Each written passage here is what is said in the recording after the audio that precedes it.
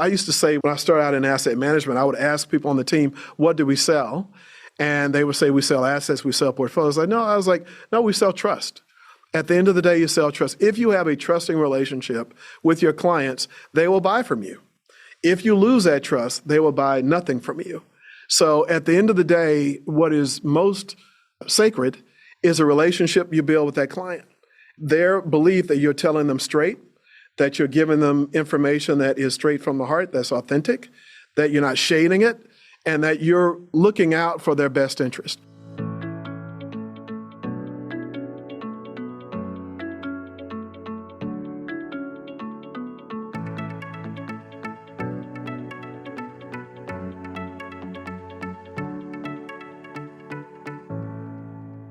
I'm Aoife Devitt, and welcome to the 50 Faces podcast, a podcast committed to revealing the richness and diversity of the world of investment by focusing on its people and their stories.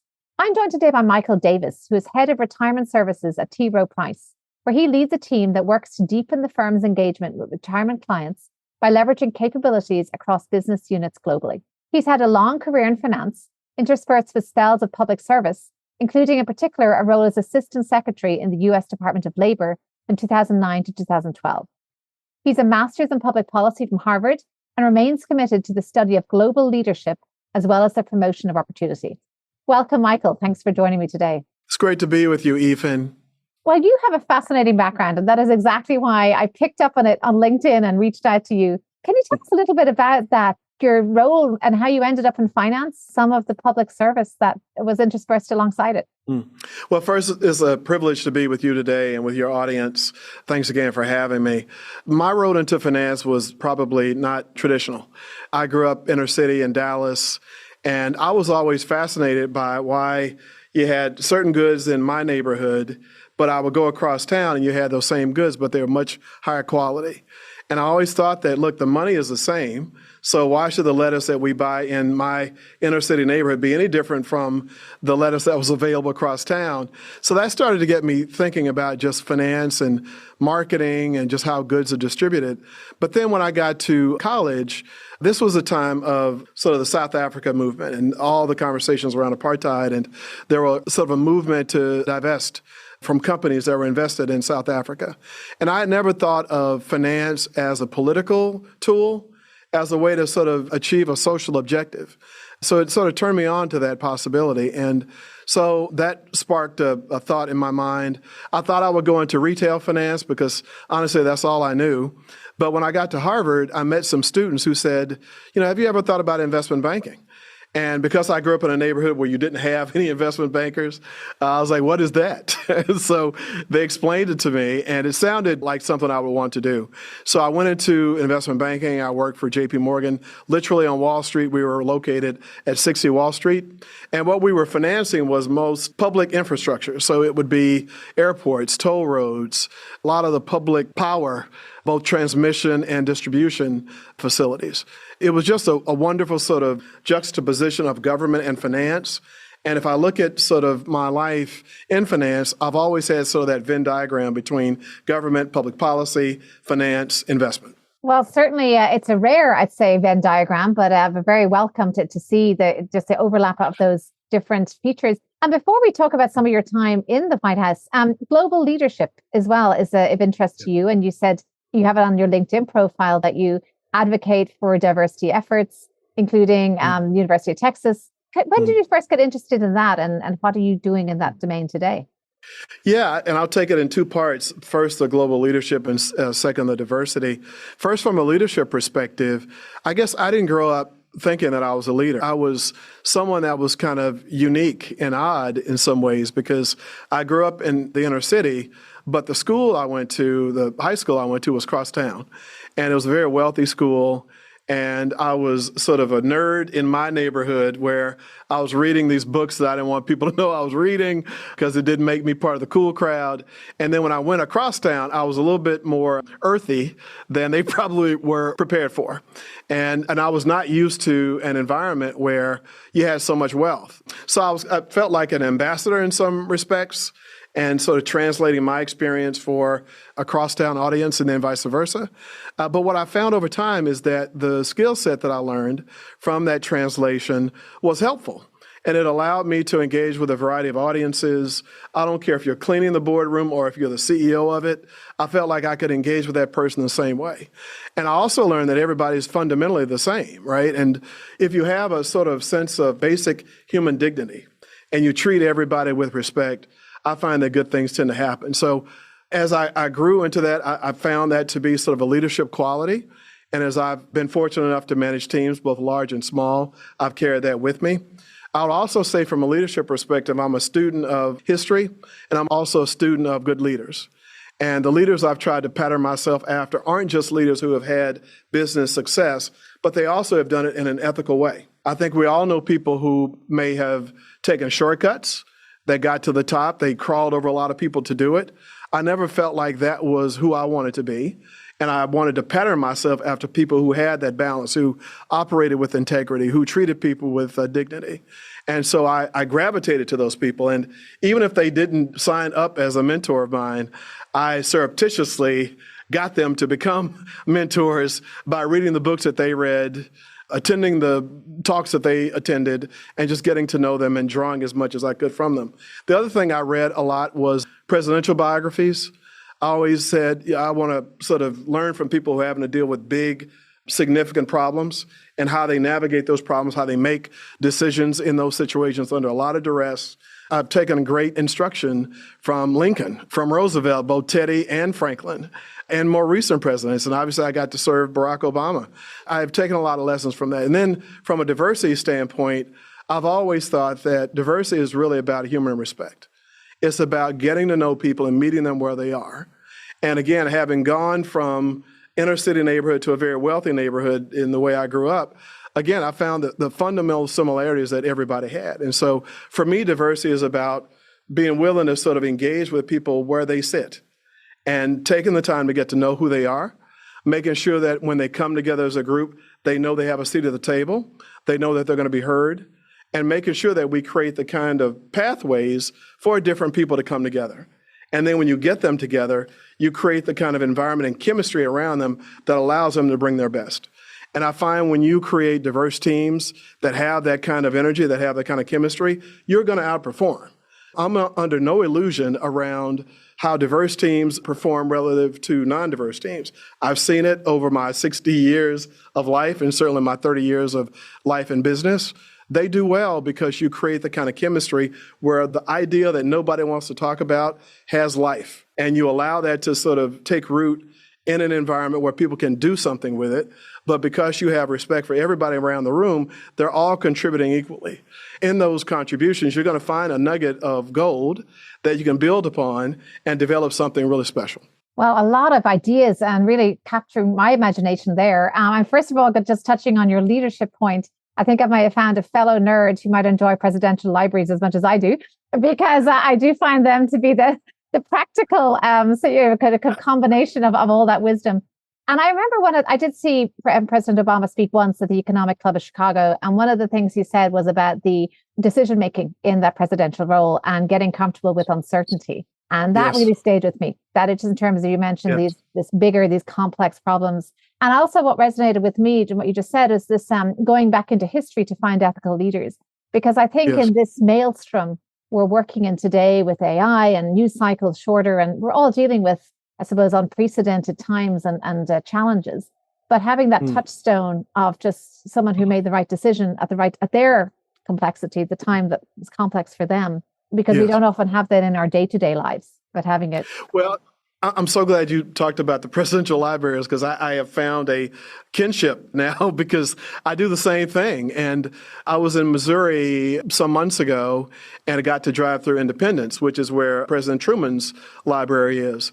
And I've taken a lot of instruction from his experience because he was a haberdasher. He was an accidental president.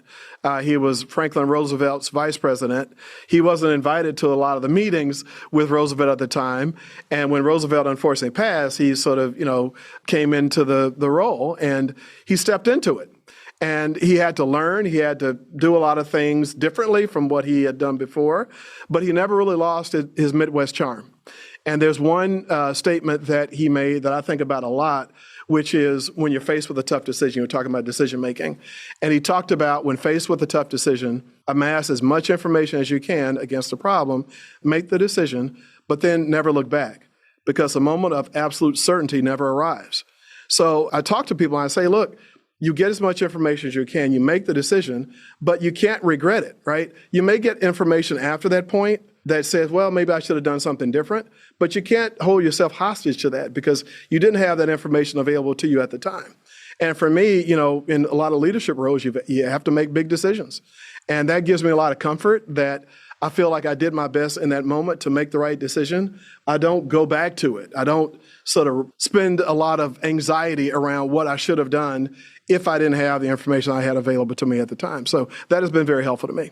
I think Charlie Munger has said something similar about moving forward. And of course, that's how leaders have to be.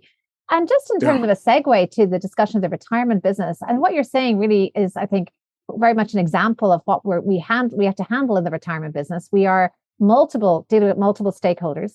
I think it's important never to lose sight of the beneficiary at the end of all of this, who could be somebody earning a very low salary, someone like that inner city residents that you mentioned earlier with the lower quality produce. That may be the beneficiary we're doing all this for. And equally, you're dealing with corporate executives who are at a different point of the socioeconomic spectrum. You also need to work with them in terms of the solutions. So I think that was my segue to your work at Rowe Price and your current focus. Can you tell us a little bit about the practice that you're running, what you focus on there? Yes, I'm head of global retirement strategy here at Rowe Price.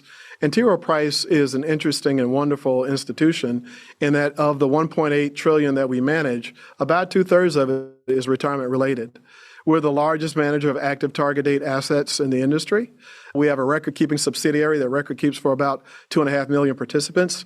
And then we work with another 1.1 million individuals in our individual investor business. When you think about all those different elements, they individually are unique and distinctive, but when you add them together, that's really differentiated.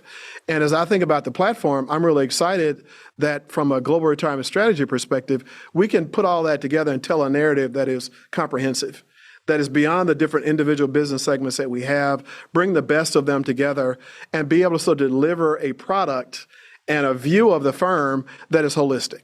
And we can generate research that is truly differentiated based on that entire platform. And so one of the things, for instance, we do is like a defined contribution consultant survey. And in that survey, we survey a lot of the top consultants and advisors around things that they're expecting for the next year. But we can also supplement that by saying, well, what do participants say? What is their view? What do plan sponsors say, right? And when those Venn diagrams come together, you have a real strong signal that allows you to separate from the noise. And it's really exciting. And so I'm able to tell that story. I'm able to tell it not only in the U.S., but other parts of the world. And given you talked about my experience in government, we are very aware of the interplay between government and business when it comes to retirement, right? Government has a lot to do with designing the retirement system that is resident within our country and the countries overseas. And so we are very engaged in conversations, not only with the actors in the market, but also the regulators that surround it. When I'm in other countries and I'm talking about retirement, I make a point of also visiting with the regulators to get to understand how they think about architecting their own retirement system.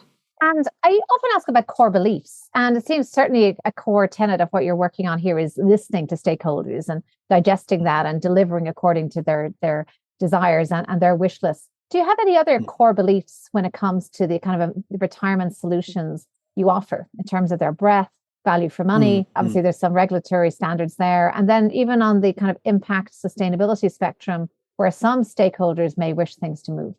Oh, that's a great question. I think the first core belief is acting with integrity. And this goes back to just how I have tried to grow up in the business and those that I try to pattern myself after. I think there's a lot of nobility in what we do. I think there's a lot of honor in what we do, right? People are putting a lot of trust in us to manage their assets in ways that they would manage them if they had the opportunity to do so. And the financial outcomes that you create can make a tremendous difference in that person's quality of life in retirement.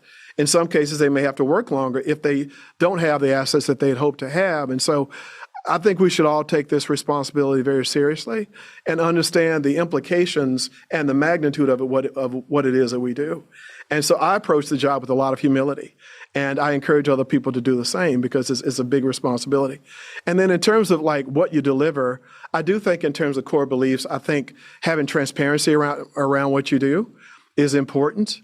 I think being able to describe what you do in simple terms so people understand it and can appreciate what you're doing and don't make it overly complicated. I think the participant communication is a really important part of that. And that helps inform the way we talk about what we do because we have a record keeper that's actively talking to individuals each and every day. I also think, there can be a mix of active and passive assets that help to deliver outcomes for people. In certain cases, active makes more sense. In some cases, passive can be additive. And I think the collective around what asset managers do and not expressing religion around only one approach, right? Being very holistic in the way we think about retirement delivery, I think is really key. And then the final thing I would say is diversification is really important. This is a conversation we have not only in the U.S., but other parts of the world. I'll take the example of Japan, where a lot of the Japanese investors have been heavily invested in banks and short-term deposits. That was okay when inflation wasn't a problem, but with inflation hovering around 2.5%, you have to be a lot more diversified. And so how do you move a whole country of individuals from short-term investments into a more diversified portfolio that's got some equity allocation? I think these are really interesting public policy conversations, and certainly we want to be a part of them, and we'll continue to do that. And it does seem that there is a huge focus on this by the current administration. There's a lot of looking overseas to say the superannuation model. There's a lot of recognition, I think, that there will be a need to work longer, perhaps push out retirement. And I suppose that the age-old question that we get asked in private wealth, will I have enough? Is with inflation not going away, will there be enough? And if you were to look at 5 years, at the crystal ball part of the segment, where do you think the retirement business, what will be the issues that are exercising you in 5 years? Yeah, this is a timely question because just yesterday I was talking to our financial advisor. And, one of the questions they ask is, how long do you think you're going to live? That's the magical question that nobody knows. Yet it's the most important input into that equation of how much you're going to need, right? And so because people don't know that, it creates a lot of anxiety. And, there are behavioral issues that come into all of this. I think that as a system, we have done a tremendous amount of good in terms of accumulating assets, in terms of defaulting people into diversified portfolios and having those portfolios do a lot of the work of rebalancing and shifting their allocation over time to get progressively more conservative as people get closer to retirement. What we haven't done as good a job of as a system is teaching people what to do with it when they get ready to retire. Right? I mean, just think about it. I mean, just all the education we've gotten has all been about saving. It's been about the time value of money and setting aside and making sacrifices. But none of it talked about, okay, now here's how you spend down assets. Here's how you decumulate, right? So I think that there is a great need to teach societies, not only ours, but around the world, around how to do that effectively, around how to consume assets, from which pot should they consume those assets first. What is the role of Social Security in all of this? How do you decumulate assets in a way that gives them longevity? These are very complicated conversations. And I would argue that because they're so complicated and so idiosyncratic, people need help. It sort of takes you to a place of advice and providing advice at scale. I have seen the advice conversation go 100 different ways. Should it be a person? Should it be something automated or sort of robotic? I think most people in most surveys I've seen would suggest that people want to talk to someone at some point. But then how do you scale that in a way that everybody gets it? When I think about my inner city colleagues that I grew up with, how do they get that advice? How do they get the help that they need? So I think that these are really complicated public policy situations. And as I've been traveling around the world to the largest retirement markets, it's a very common question. I would tell you nobody's really solved it, but I think it will be the most important question for our generation. That's a fascinating insight, that decumulation. And I'm thinking of kind of a liquidity waterfall almost that you might see for an institution being applied at an individual level. And I think you bring up a very important point around the global perspective. Because one thing I know is that no one region has cracked it, but that there are aspects from every region that are really worth learning best practice from. Australia, one example seems to be where, because of the superannuation system, there is a lot of engagement with the concept of a pension at quite an early age. And it seems to be that engagement is quite lacking in certain other Yes. countries until they get to a certain age. So nobody is actually proactively saving, interested in where it's saved. People may Yes. default out of a default option. So that's interesting. And I think a lot of it gets to also financial literacy. Yes, it does. It is interesting. When I was in government, there was always a debate around defaults versus financial literacy. And this is a conversation that Japan is having right now, is can you educate a society into making the right decisions at scale? Or are defaults a more effective way to get more people in the right solution more quickly? I have come to the conclusion personally that I think defaults are really important to move people quickly to a better outcome than where they would have been otherwise. I think financial literacy can help at the margin, but a lot of people don't even know where to start. And so if you're relying on that as a national system to move people to the right outcome, I think you're going to lose a lot of people in translation. So I do think defaults matter. You mentioned Australia. When I was there, it's really interesting because they certainly are looking at this question of advice at scale and how to provide it and how to get more people in the pipeline to be able to provide that advice. One thing, though, because they have people that are sort of, have a mandatory system, people are automatically defaulted, that delivery is not through the employer, of course, it's through the superannuation systems. One of the challenges that they have is they call them members, as you know, they're not as directly engaged with their savings. And so now as you get to decumulation, you get to this point where, okay, you have to be very engaged with your savings. And so they have a gap that they're trying to close with respect to that awareness and understanding. The other thing that they have there is a concern around housing prices. And, we recently did a global retirement savers study, and that came out as a number one concern that Australian savers had is around housing costs. And will their retirement savings give them enough to continue with that lifestyle and support their kids and their housing endeavors? So we all have challenges that we're navigating, and they're all different, they're all distinct, and there's no perfect system. So I think we're all trying to navigate this question of retirement and advice and trying to figure out how to design and architect the best system for everybody. One thing I'll throw out there in terms of the advice piece is I think a critical piece of when it comes to taking financial advice is trust. I think you have to trust the provider of that advice because you have to trust that they are plugged in and essentially not tone deaf, that they understand you. And I would suggest that getting back to your leadership mentors and some of the role models, that some of the characteristic of them is whether they're in politics or business, they had the trust of a body of the population. And I think that may be a little lacking today. We have the K-shaped economy naturally destroys trust. That's right. I operate from a belief that there's enough for everybody. There's enough to go around for everybody, and you can't take it with you. And I don't think that societies function well when you have a small group of people that is consuming a large proportion of the national assets. I think the society works better when there's a more equitable allocation of those assets, where people feel like their work can translate into a lifestyle that they want for themselves, their families, or kids. People should have that right, in my view. Globally, we've gotten a little bit away from that. And I think that causes anxiety, it causes strife, and it's unnecessary because there are systems that you can put in place that give a bit more equity in the way that people experience life. I also think, to your point about trust, I tell people, I used to say when I started out in asset management, I would ask people on the team, what do we sell? And they would say, we sell assets, we sell portfolios. I was like, no, we sell trust. At the end of the day, you sell trust. If you have a trusting relationship with your clients, they will buy from you. If you lose that trust, they will buy nothing from you. So at the end of the day, what is most sacred is a relationship you build with that client. Their belief that you're telling them straight, that you're giving them information that is straight from the heart, that's authentic, that you're not shading it, and that you're looking out for their best interest. I would tell you, back when I started in my career at my previous firm, sometimes I would sit on the client side of the table when we would have portfolio meetings. I just wanted to be as integrated as I could in what they were trying to deliver. And because we tried to do it that way, we built really deep relationships with clients, and they lasted through challenging times.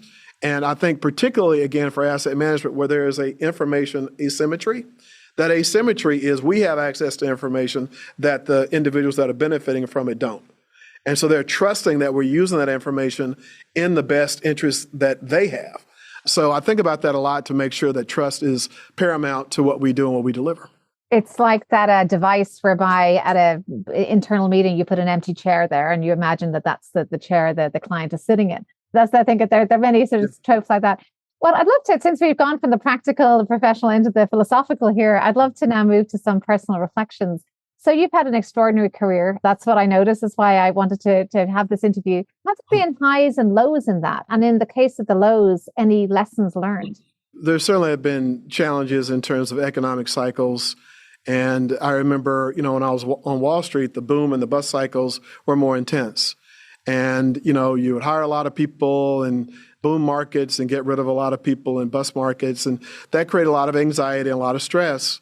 I remember some of the times that were rough and how people were able to process that.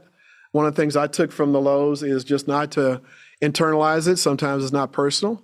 We talked about sort of presidential libraries. I've always been a big reader. And one of the books that I read a long time ago that I found really helpful was The Millionaire Next Door. And what The Millionaire Next Door was, it was sort of a wealth manager's analysis of people who were wealthy. And what he found is that the people who were truly wealthy weren't the people that you would think were wealthy. Because a lot of people that had a high income also had high expenses. And so, the way you would talk about it is, your worth is your assets less your liabilities. The problem was a lot of these people had a lot of high liabilities. The people that were truly wealthy were people who had progressed from their earnings potential, but they hadn't changed their lifestyle. And they tended to be small business owners. So maybe they owned a bowling alley or they owned a refrigeration supply company. That company got better and better, but they lived in the same house that they always lived in. They drove the same station wagon that they always drove. So they didn't have liabilities, and the liabilities didn't grow with the assets. So what I learned in terms of the lows is don't spend ahead of what you think you're going to get. Some people would, the bonuses are a big part of what you got on Wall Street. Some people would spend ahead of that. I never did that, right? I always said, until I see what it is, I'm not going to even think about having it. And just never get yourself in a situation where you're always having to be on that treadmill, where you have to have a certain bonus to make up for what you've already spent. So in terms of the lows, that's what I learned is just be very frugal and very careful. In terms of the highs, I think you just don't take too much from them and think that that's going to be forever. So in some respects, it's like you're sort of along a cap and a floor where you're sort of operating in the middle and you're cutting off that amplitude, both highs and lows. And so you're banking the highs emotionally to say, look, this is what it feels like to be on top. I'm sort of banking on that and trading on that when you have those low moments and use that as fuel to get you through those times. I love that sense of balance that you're describing there. How about any key people? This does not have to be an exhaustive list. I'm sure you've had many great inspiration throughout your career. Any one or two that you can call on that maybe had a particularly formative role? Well, I started with my father for sure. You said he recently passed. He pastored a church for over 40 years. And I got to see how he dealt with a lot of different people in different stations in life at different moments in their lives. And he was even with all of them. The other thing is that he was the same person in the pulpit that he was at home. And, I said this at his funeral, is that I never saw him smoke, drink, curse, come home late, say any unkind word to certainly my mom or anybody in the family or anybody else for that matter. He was a man that lived a life of gratitude. And so I just don't do those things because he didn't do those things. So I would say in terms of just the person I've become, I'd say that's a lot of it. And then in business, I've been lucky to have some really great mentors who have taught me about the balance of family and work. And there's one, I was just talking about this last night, who was vice chair. He was vice chairman of JP Morgan at the time, and we got to know each other. He was a big reader. But one of the things, for instance, he would say to me is that anytime someone in his family called, his kids or whatever, if he was leading a meeting, if he was in a big meeting, he didn't care, he'd take the call. Now, he might say, look, I'll have to call you back. It communicated something. It communicated to his kids that I can always reach you, right? There's never a time when something's more important than what you're going to say to me. So I've taken that. And then I would say just finally, Reginald Lewis, who is from Baltimore, who became a very successful business person. He went to Harvard Law, I think, and he grew up in Baltimore, but bought Beatrice. It was $1 billion acquisition. And this was some decades ago, but there weren't a lot of examples of businessmen that were contemporary that had that kind of success. And I remember because he had gone to Harvard, and I joined the Harvard Club in New York City, And there were no portraits of African Americans on the wall until Reginald Lewis. And I remember they put his portrait at the bottom of the banister of a big staircase.